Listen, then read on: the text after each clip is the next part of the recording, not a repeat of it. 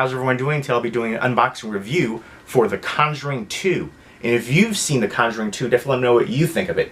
And this is directed by James Wan. He's back again. This is the sequel to The Conjuring. And let me know what your favorite James Wan movie is. For me, it's Dead Silence, hands down. Such a creepy movie with the vaudeville ventriloquist dolls, and Mary Shaw gets me every time.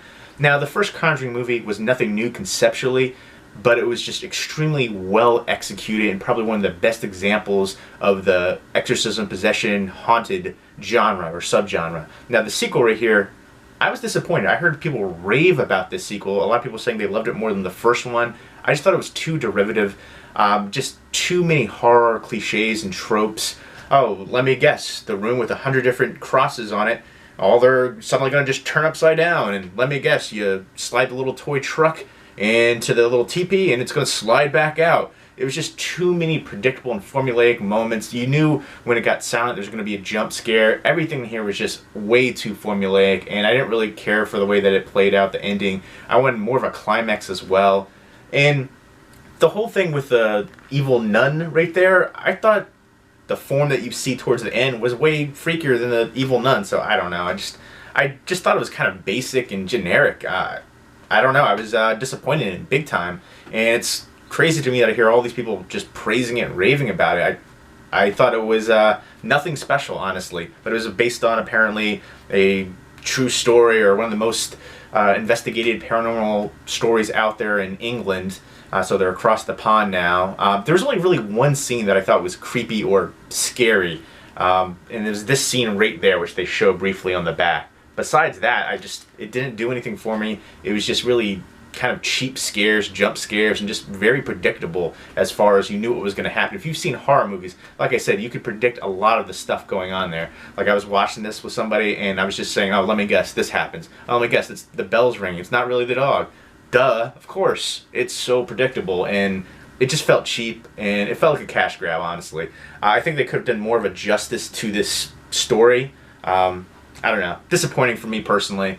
But it is a nice release from Warner Brothers if you are a fan. Some good special features in here. The Enfield poltergeist living the horror, explore the true story from the people who experienced it. Crafting The Conjuring 2, an exclusive behind the scenes look at the scares, how they were created, the cast and crew. Talked about how they raised the bar for the sequel. Yeah, give me a break. Deleted scenes and some more stuff like that on here. So there's a good amount of special features. And I will say, at the end of the movie, they showed, there's actually a little splice clip for a quick second. You saw Annabelle at the end of the movie when they were going through some of the credits. Just I caught it. It was like right there. It kind of reminds me of Fight Club when they would splice in, you know. But I saw that Annabelle clip. But yeah, they showed the pictures of the original people. The one guy who played, his last name was Gross. He was one of the people, like, investigators helping initially. That guy, that actor, looked just like the original guy. The rest of the cast didn't really look like them. The Warrens, of course, they didn't really look like Vera Farmiga and Patrick Wilson. It does have a washed-out hue to the film, which reflects the bleak tone. It is atmospheric. I think the supporting cast here wasn't as good as the first one, and overall, it just felt very generic and basic. But let me know what you think. I think I seem to be in the minority from everything that I've heard. I've heard people just rave about it.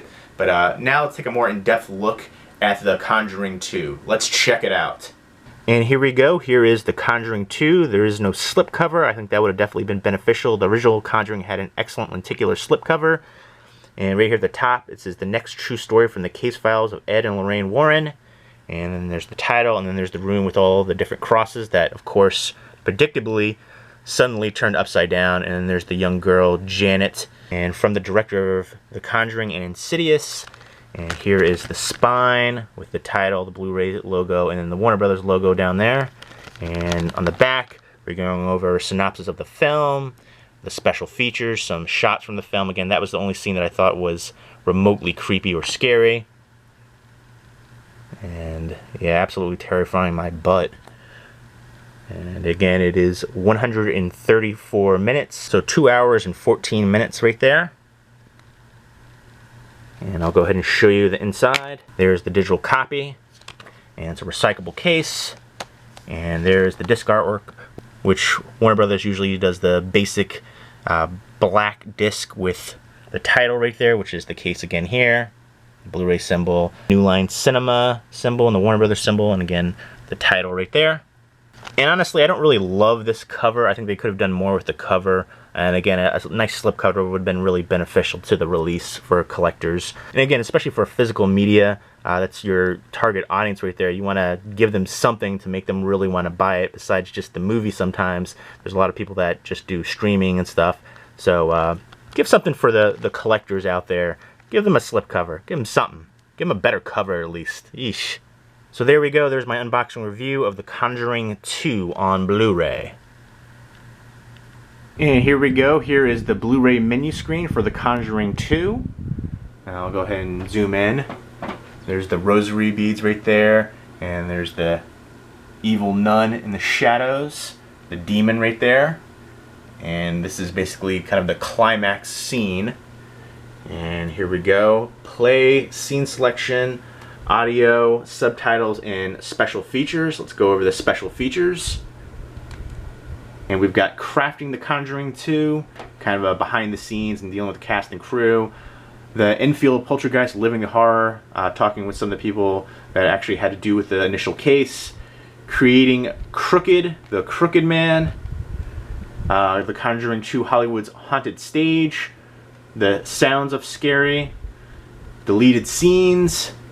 And there we go, back to the beginning. So a good amount of special features on there, so if you are a fan of The Conjuring 2, you should appreciate that. And there we go, that is the menu screen and the special features for The Conjuring 2 on Blu-ray. And this comes out September 13th from Warner Bros. Home Entertainment. They did a great job with this release. So there you go, there's my unboxing review for The Conjuring 2. And again, if you've seen The Conjuring 2, definitely let me know what you think of it. And do you think there'll be another sequel in the Conjuring series? Why not? More money, right? Hope everybody's doing well.